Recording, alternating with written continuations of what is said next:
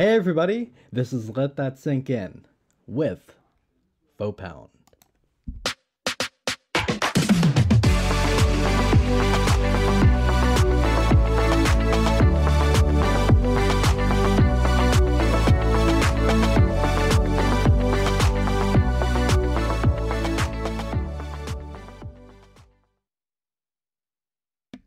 See, that one fades out, but I had to do that in post. You do it so well, sir. Thank you, thank you. All right, well, welcome everybody. This is Panfurware LLC's Let That Sink In. I'm going to introduce myself. My name is Eric Ziegler. I am the sync licensing agent for Panfurware. I reach out to the music supervisors, producers, and pitch our music to them for whatever musical needs they have. Judan? I'm Judan Armenti. I'm the founder of JA Creatives Consulting. I help artists understand fundamentals of music industry practices and general accounting and financial skills that they need to improve their careers. And I also work with Panfurware as a sync agent. All right. And I do not believe Anthony is going to be joining us tonight. Nope, I think he's left us without adult supervision. Oh, this is going to be a good night. This is going to be a good night. All right. Well, I'm going to now introduce Markeith, also known as FoePound. Give a quick introduction to yourself. Say hello. Quick introduction of me. I'm a rapper, producer. Been doing it for a good amount of years now. Got into sync not too long ago. I mean, in summary, I'm pretty much about helping other people to really, I'm just working to better myself so I can help other people better their position as well. So, yeah. That's awesome. That's awesome. Yeah, and where are you located? Oh, I'm in Atlanta, Georgia. Atlanta, Georgia. Nice. And how how long have you been in music? Like, what's your tell us about your musical journey, like throughout the years. Musical journey. Started music probably around like third age 13 or something like that. Yeah, I think I was just rapping then, and then I feel like started actually making beats and stuff probably a few years after that. I didn't really start trying to take it serious until sometime in my 20s. So I kind of fell more onto producing after I couldn't find producers who would be okay with me rapping on their beats. So that kind of made me, dive into actually making beats more full time and appreciating that craft. So now I'm just both probably produce more than I rap now, but that's just how it is now. Awesome, awesome. Thank you. And you did mention that you've been more involved in the sync game in the past couple years. Yeah, yeah. Okay. And how has that been? And also, given your location and it being a prime location for filming, what was your location just by chance for that, or did you move there because that is a prime location for a lot of newer productions? Oh nah, I was just born and raised here, so I just been here forever. Nice, nice. All right. And in regards to your influences, in regards to your talk about like your influences a little bit more specifically, like what were some of your more influences growing up? You talked a little bit about before going into production. Oh, let's see, influences growing up. It was definitely probably some Young Jeezy, some Ludacris. Those are like the main two, and then production wise. I believe it was Neptune's, some Cool and Dre, some Dr. Dre, uh, and when I got a little older, some J. Cole, some Lakey inspired. I believe those were the main influences. Yeah, yeah, those were the main people who influenced me overall. Okay. Okay. And were there any do you have any influences outside of the hip hop or rap genre? Have you ever had any, influences from, any other genre that have, maybe played a part into either songwriting or, even how you approach producing? Mm, Let me see. Definitely probably say like some music soul child, a little what's the funk funk.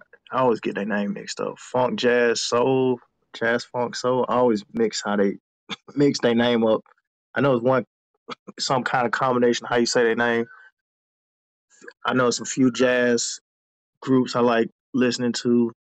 Some neo soul like music soul child, and I kind of like a bunch of just listening to soulful instrumentals or just soulful music in general.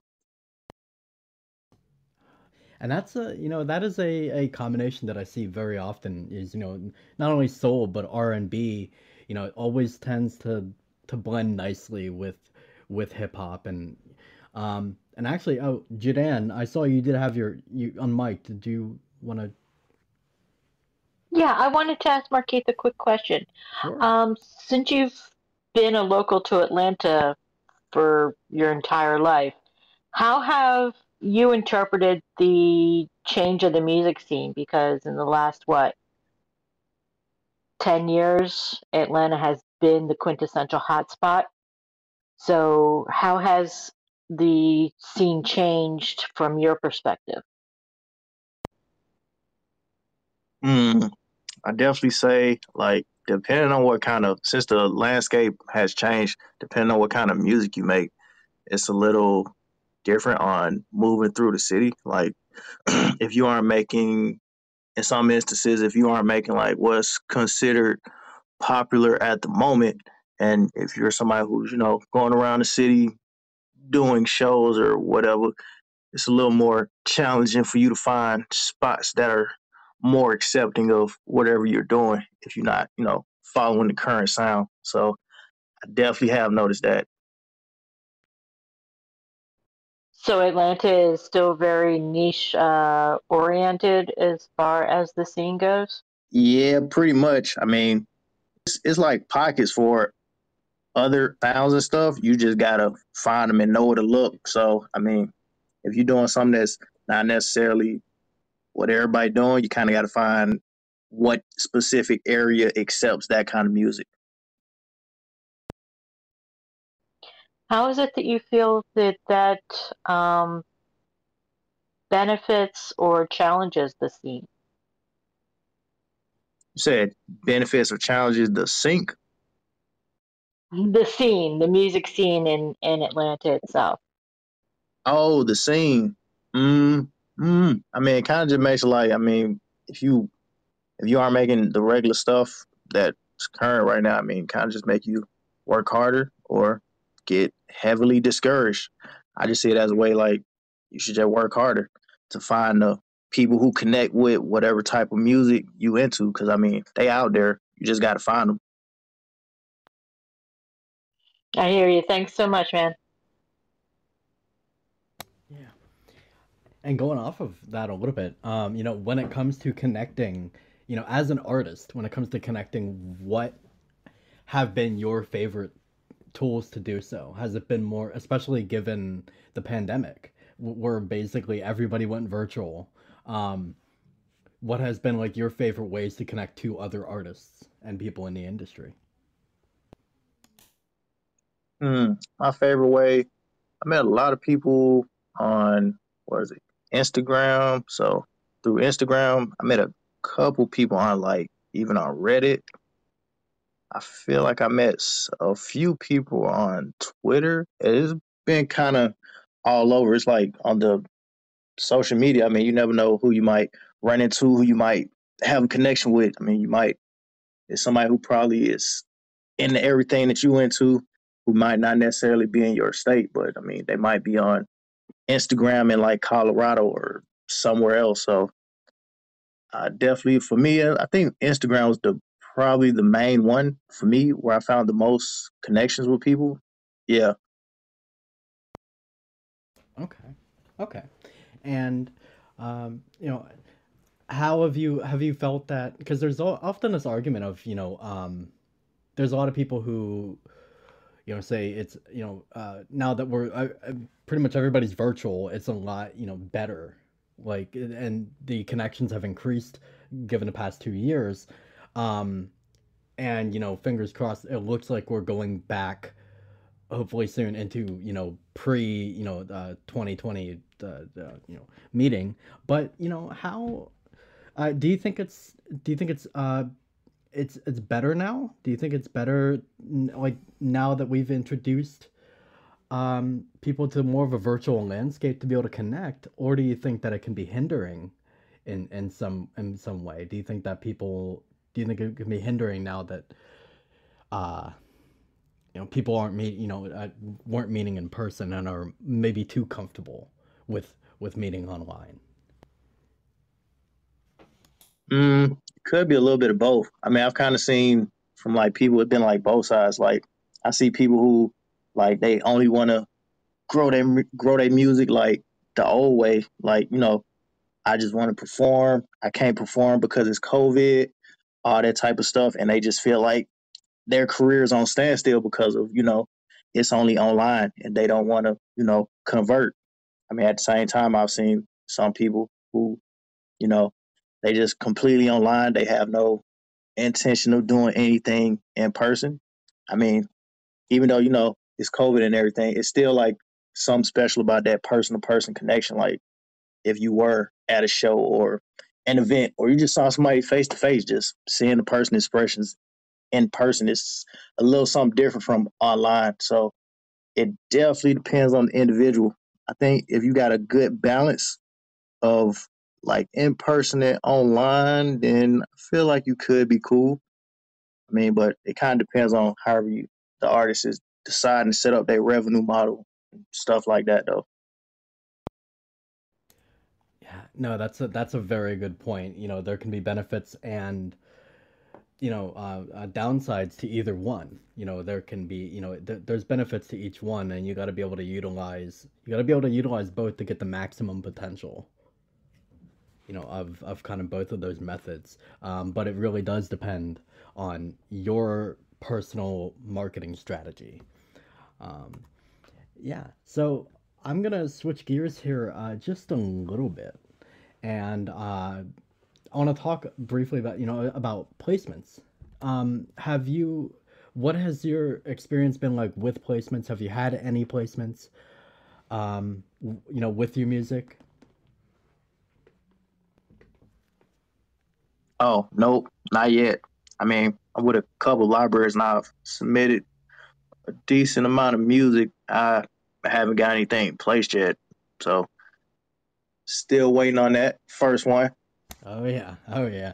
And uh, have you you know taken time to like to even to learn more about sync? Like, do you think that now that you're submitting the libraries and everything, have you gone like above, like outside of that, to like to learn like how sync agents do it and how music supervisors do it?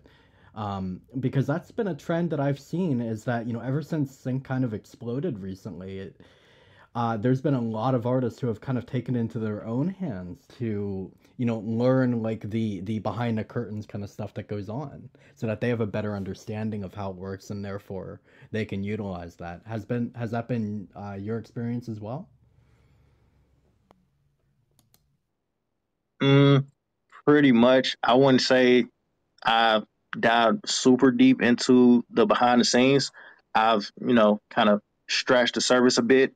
And I know after speaking to a couple people, I know I definitely have opened up to, expanding my sound to more than, just what I normally make to appeal to more movies, games, or whatever. So after speaking to people, yeah, I definitely have opened up and I'm trying different stuff. So yeah. Okay. Yeah, and that's good to hear. That's, I think that's important for every artist to be, to be properly informed. Like even if they are being represented, it's important, information, knowledge is power basically. And it's important for artists to be informed as much as they can about, about how placements work, about the sync world, about metadata, etc. So it sounds like you indeed have been going and doing a bit of that. So that's really good to hear. But what is something about sync that you wish you knew when you first started that you know now? Something I wish I knew. Hmm. The thing would be, I wish I knew about it a few years ago, like before I started, when I was just doing like heavy pushing on Spotify and stuff like that. I was doing that sync at the same time I was doing that. Then I'd probably be in a little different position right now. So, mm, or probably just, I wish I knew, hey, just reach out, really. Because I mean, a lot of times it just be a lack of reaching out of why something don't happen. So just telling myself, hey, just go ahead and reach out. Nah, do it today. Don't wait till tomorrow. Just do it today. Go ahead, reach out to them. Yeah, well said. When it, and that's the thing about opportunity is that you can be your own like greatest enemy when it comes to opportunity. You have to reach out. You have to inform yourself. You have to inform yourself of the proper channels, the proper way to reach out, the proper having the proper information. But what it ultimately comes down to is you reaching out and making things happen. True.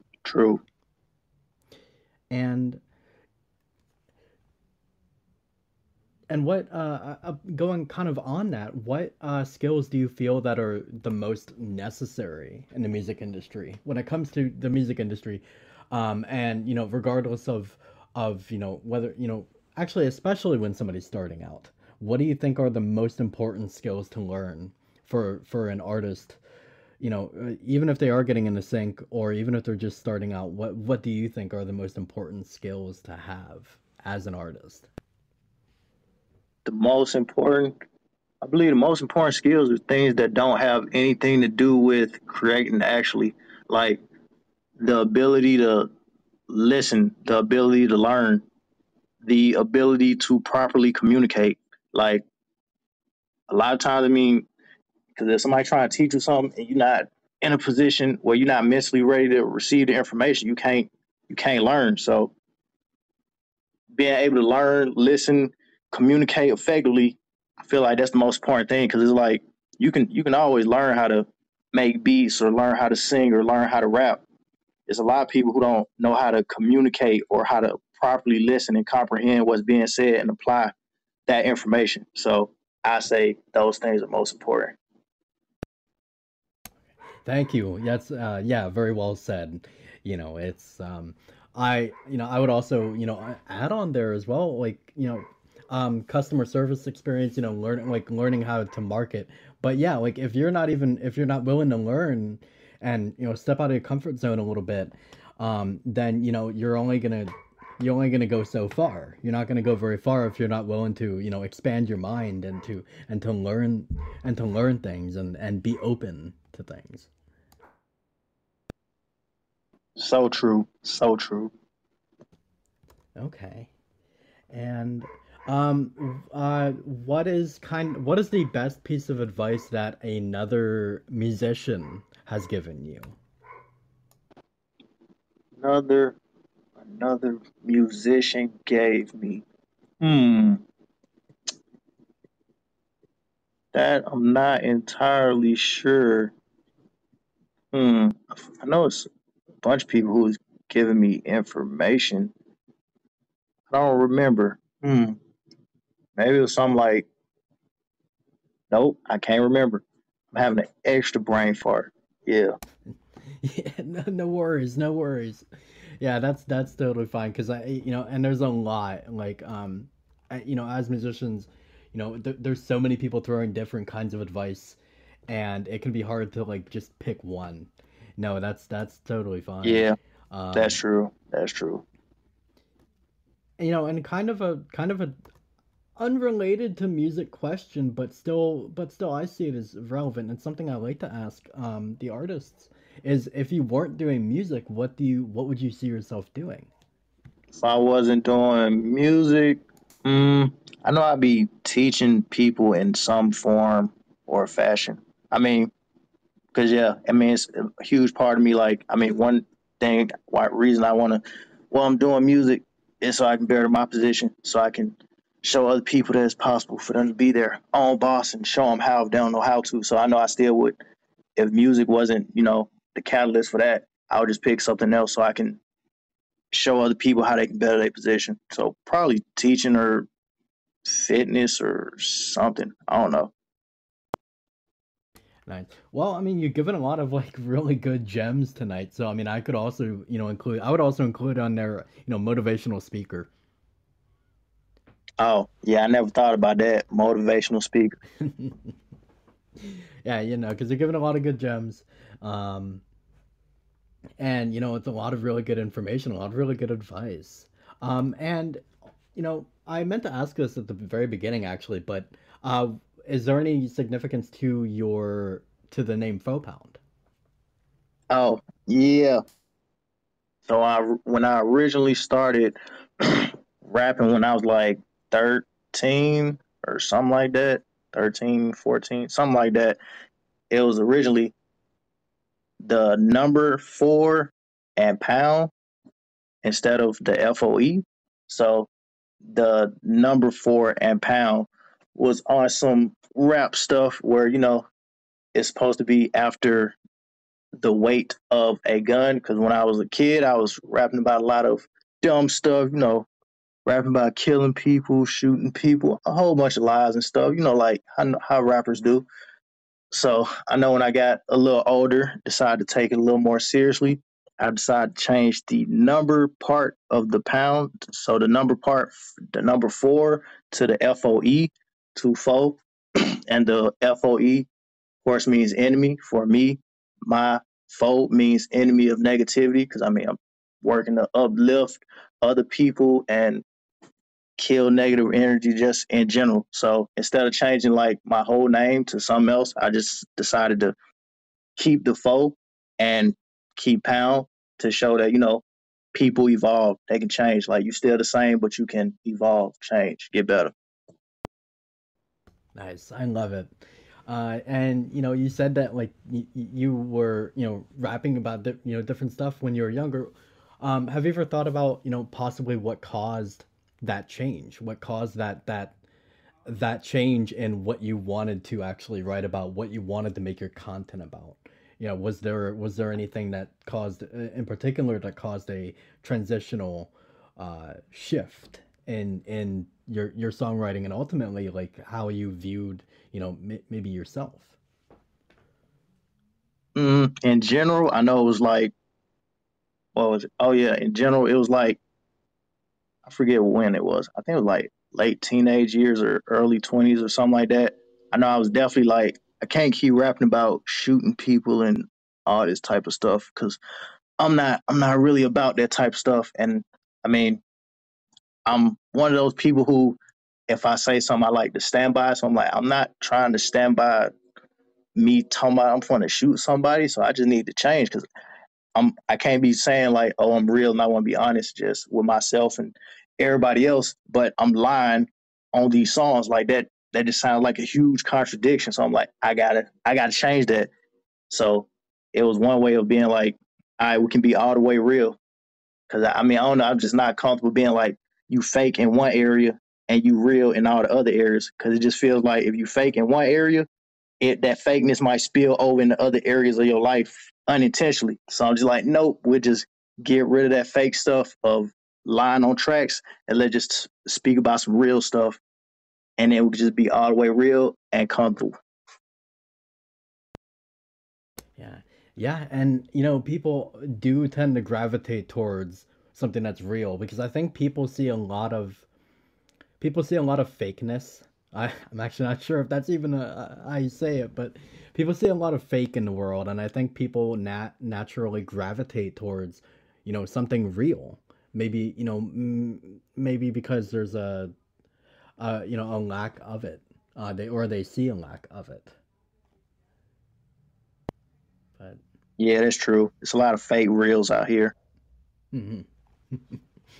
And I wanted to give a chance. Judan, did you have any questions for FoePound before we get to the next section? Yeah, actually, I know that it's difficult to remember the advice that we've gotten in the past because I got plenty of advice growing up from my grandparents to other relatives and mentors and etc. And I tend to live by it, but I can't exactly remember what they said or who said it. Depends on how many times I was getting yelled at about it. But I was curious if you have any particular advice for new and upcoming artists. What is it that you feel would best help guide them in their careers, especially when it comes to something like authenticity that you were just speaking about? The main thing I say, make no your best friend. Hearing no, make that your best friend. Like, cause I know Hearing no at the or beginning for saying me, no? both. No, make it your best friend in both aspects. Cause I mean, it was so many times like in the beginning where just thinking that this person might say no to something that'll stop me from reaching out or saying something, or if it's something that I'm not comfortable doing or I don't want to do, Hmm. saying no again, because it might be an inconvenience to you. Like you might be working on an album or something, and then you got somebody else asking you to help them with something. Saying no, make it your best friend. That's really great advice to really get comfortable with that word because not many of us are comfortable with it. Yeah, it's a good friend to have though. It's like you always got somebody in your back pocket looking out for you. Yeah, because you definitely have to prioritize yourself, otherwise you get stretched and you start to compromise, and it's just not healthy. Oh yeah, definitely. Because I mean, other people might not look out for you. I mean, you got to look out for you because they might not. I mean, relationships are I mean, one of the most, if not the most important thing in this industry. Like who you know and who you are close to. Because if those people come across an opportunity or something like that, they're going to hit you up. And building relationships, I think, is something that is often like overlooked in this industry. Like, and like actually not only just building relationships but building meaningful ones, like building like a crew or like a team that you can really count on and they can count on you. So true. So true. All right. I mean, a lot of people do try and, do it on their own. I mean, you can do it on your own to an extent. I mean, it does make it easier whenever you eventually find some people you can connect with. It just makes it building just a little bit easier, just a little bit.